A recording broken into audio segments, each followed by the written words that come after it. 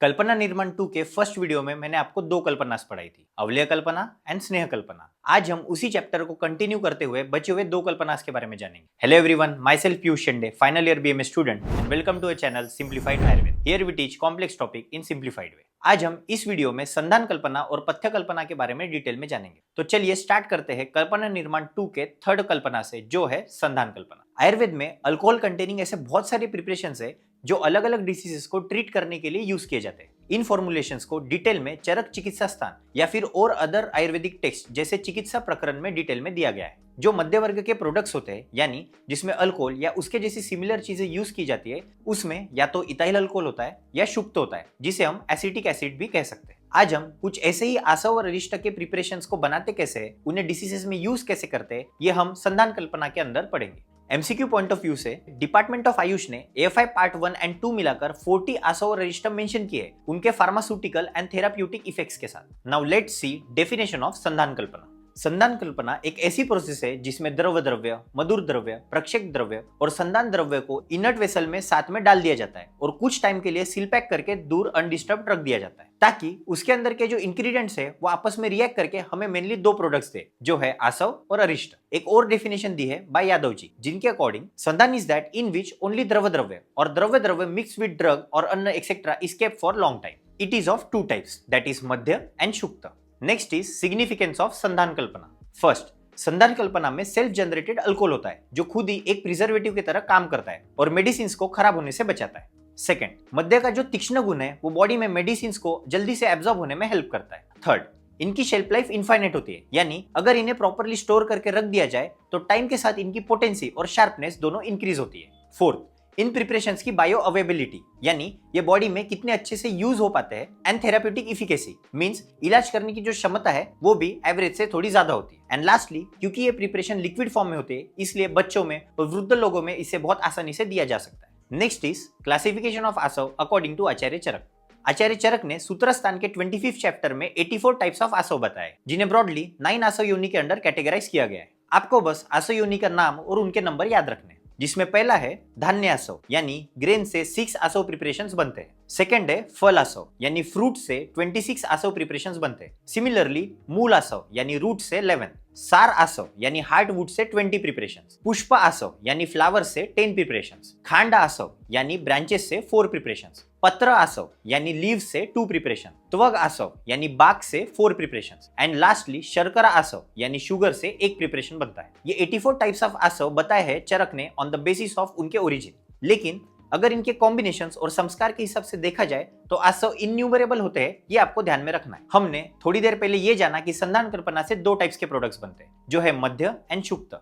लेकिन इन दोनों के बीच में कुछ ऐसे डिफरेंसेस होते हैं जिनके कारण हम इनके बीच में डिफरेंशिएट कर पाते हैं। जैसे मध्य कल्पना को अल्कोहलिक फर्मेंटेशन भी कहते हैं, क्योंकि उसमें ईस्ट सेल्स के हेल्प से फर्मेंटेशन किया जाता है। वही शुक्त को एसिडिक फर्मेंटेशन कहते हैं, क्योंकि उसमें एसिड बैसिलाई की मदद से फर्मेंटेशन किया जाता है। मध्य कल्पना को बनाने के लिए 15 डेज से 6 महीने तक लग सकते हैं, लेकिन शुक्त कल्पना को बनाने के लिए बस 15 दिन इनफ होते हैं।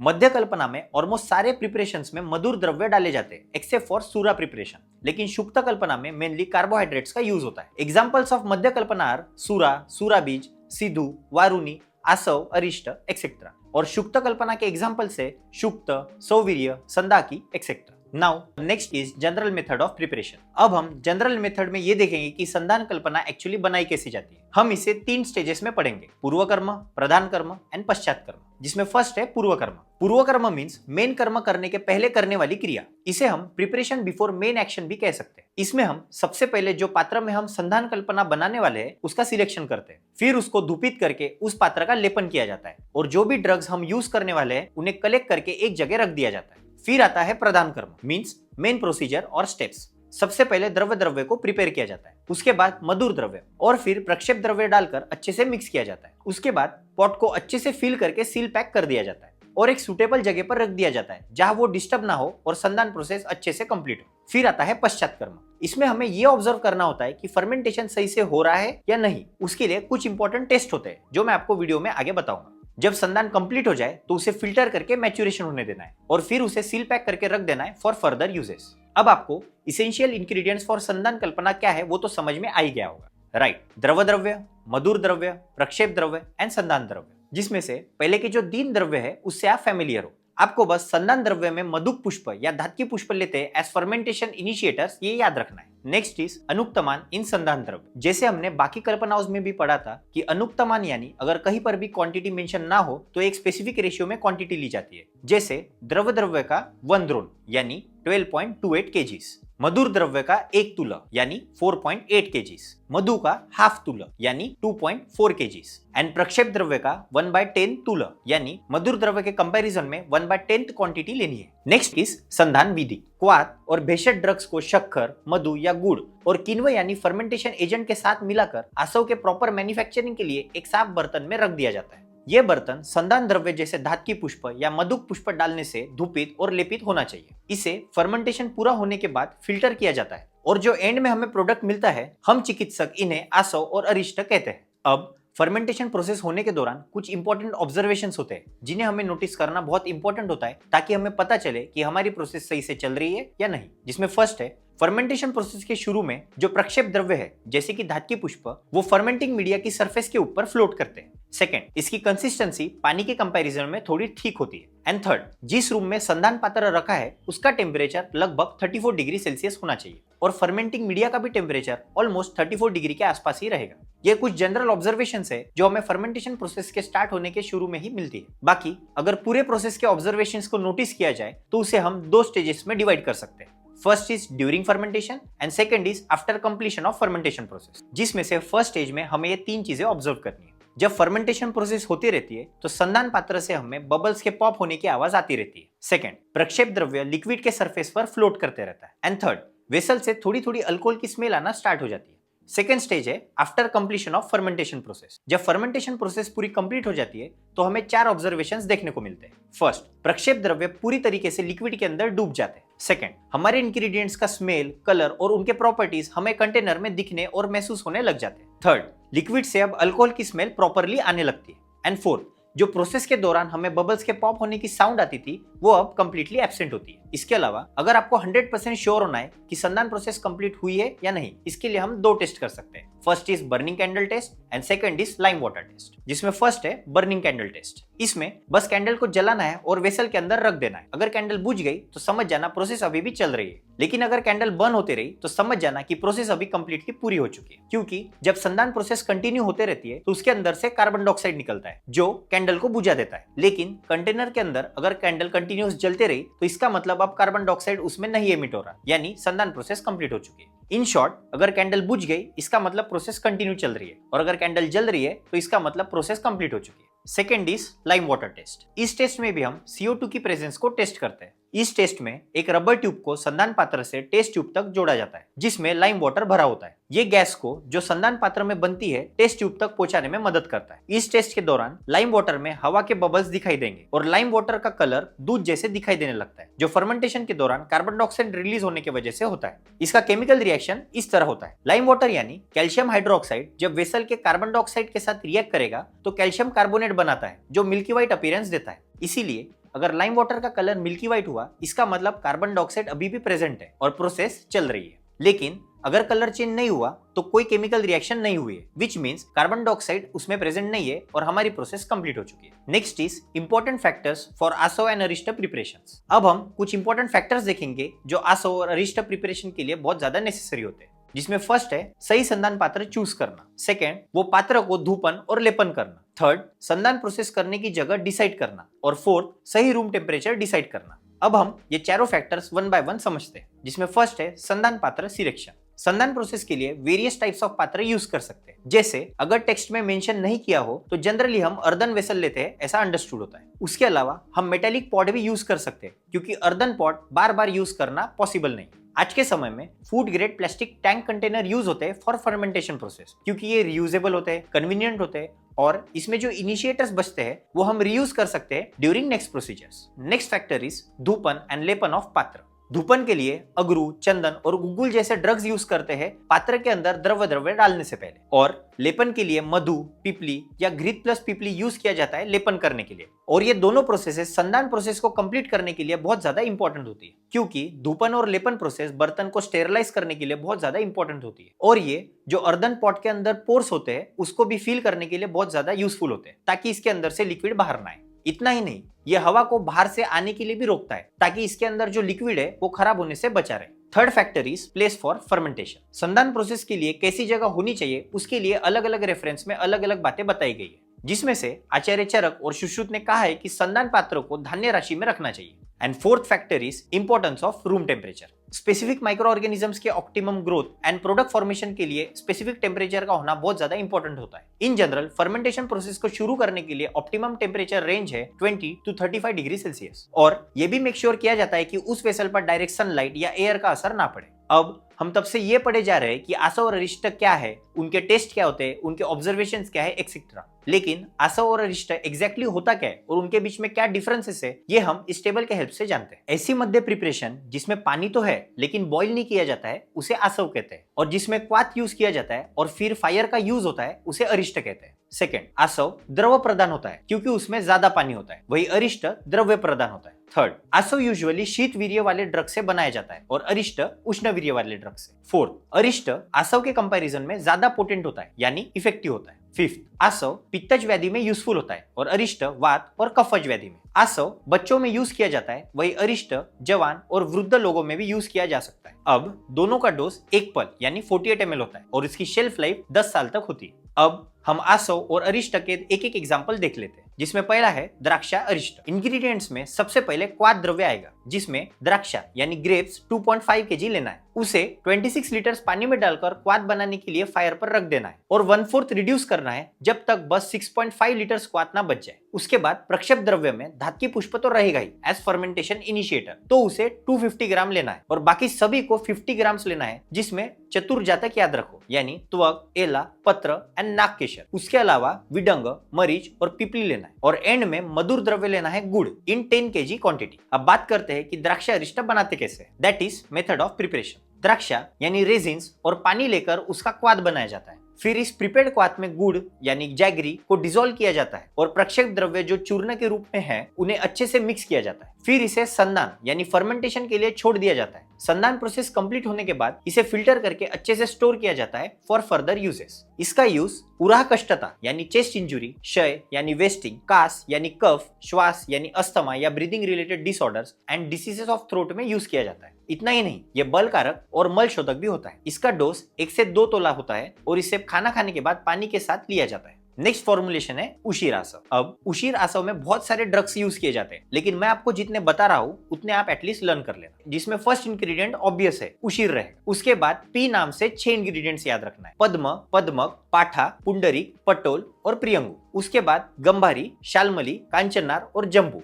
ये सभी ड्रग्स 48 ग्राम ईच क्वांटिटी में लेना है। फिर आता है द्राक्षा यानी ड्राइड ग्रेप्स जो 960 ग्राम लेना है, धातकी पुष्प 768 ग्राम लेना है, वाटर 24.576 लीटर्स लेना है, शुगर 4.8 kg एंड हनी लेना है 2.4 kg। इसके अलावा जटामासी और मरीच का फाइन पाउडर लेना है इन सफिशिएंट क्वांटिटी फॉर धूपन ऑफ संधान पात्र। अब देखते हैं मेथड ऑफ प्रिपरेशन। एक मिट्टी का बर्तन लिया जाता है, इसे जटामासी और मरीच के पाउडर से फ्यूमिगेट यानी धूपित किया जाता है। फिर उस बर्तन में स्पेसिफिक क्वांटिटी में पानी लिया जाता है। इस पानी में बाकी के ड्रग के पाउडर्स, शुगर और हनी मिलाया जाता है और एयर टाइट बंद करके 1 महीने के लिए फर्मेंटेशन के लिए रख दिया जाता है। 1 महीने बाद इसे फिल्टर किया जाता है और प्रिजर्व किया जाता है ताकि इसकी जब जरूरत पड़े तब यूज कर सके। इसका डोज 12 से 24 ml होता है विद वाटर। इसके इंडिकेशन उशीरासव, रक्तपित्त, पांडु, कुष्ठ, प्रमेय और अर्शे जैसे डिसीजेस को ट्रीट करने में बहुत ज्यादा यूज किया जाता है और ये शोथर भी होता है ऐसा बताया गया है। यहाँ पर हमारी संधान कल्पना यहीं पर समाप्त होती है। अब हम जानेंगे लास्ट कल्पना के बारे में, जो है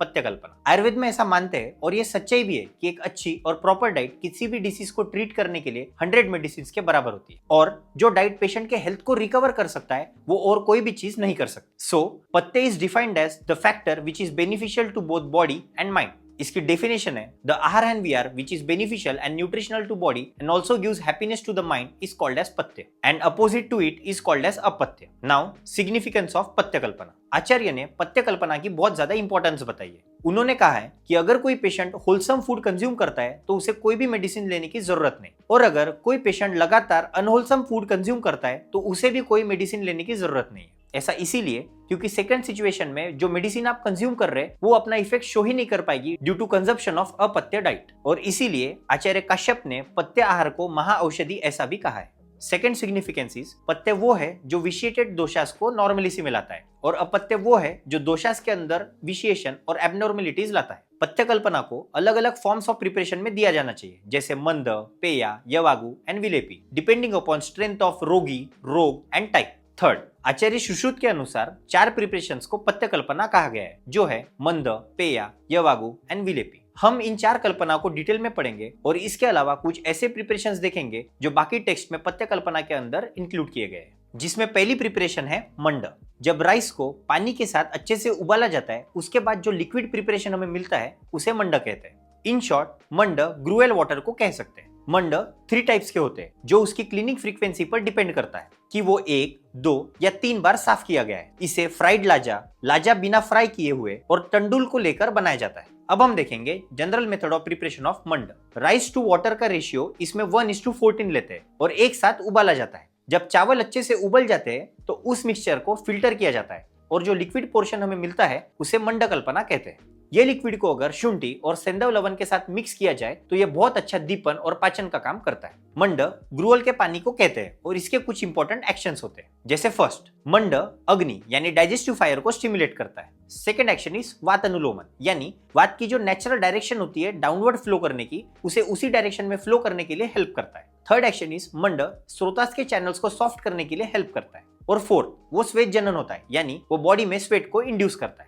एंड फिफ्थ, मंड की लघु एंड डाइजेशन प्रमोटिंग कैपेसिटी के कारण जिस इंसान ने फास्ट किया है या जो इंसान वमन कर चुका है उसके लिए वो प्राण धारण यानी लाइफ सपोर्टिंग का एक्शन परफॉर्म करता है। नेक्स्ट पथ्य कल्पना इज पेया। जब चावल और पानी को 1:14 के रेशियो में पकाया जाता है उसके बाद जो प्रोडक्ट में ज्यादा पानी और कम राइस वाली होती है उसे हम पेया कहते हैं। नोट, मंड और पेया में राइस टू वाटर का रेशियो सेम ही होता है, दैट इज 1:14। लेकिन मंड में हम बस पेशेंट को लिक्विड पोर्शन ही देते हैं, लेकिन पेया में लिक्विड के साथ जो भी राइस का पोर्शन होता है वो भी हम पेशेंट को कंज्यूम करने के लिए देते हैं। पेया शुष्क धान्य को यूज करके बनाया जाता है और ये श्रुत यानी बहुत ज्यादा भूख लगना, तृष्णा मीन्स बहुत ज्यादा प्यास लगना, ग्लानी मीन्स टायर्डनेस, दौर्बल्य मीन्स वीकनेस एंड कुक्षी रोग यानी एब्डोमिनल डिसऑर्डर्स और ज्वर में यूजफुल होता है। ये स्वेटिंग को प्रमोट करता है और अग्निजननी यानी डाइजेशन पावर को बढ़ाने वाला होता है। इसके अलावा ये वात वर्चो अनुलोमनी यानी जो गैस और स्टूल को नीचे की तरफ निकालने में मदद करता है, वो भी कार्य पेया के हेल्प से किया जा सकता है, ऐसा बोला गया है। थर्ड पथ्य कल्पना है यवागु।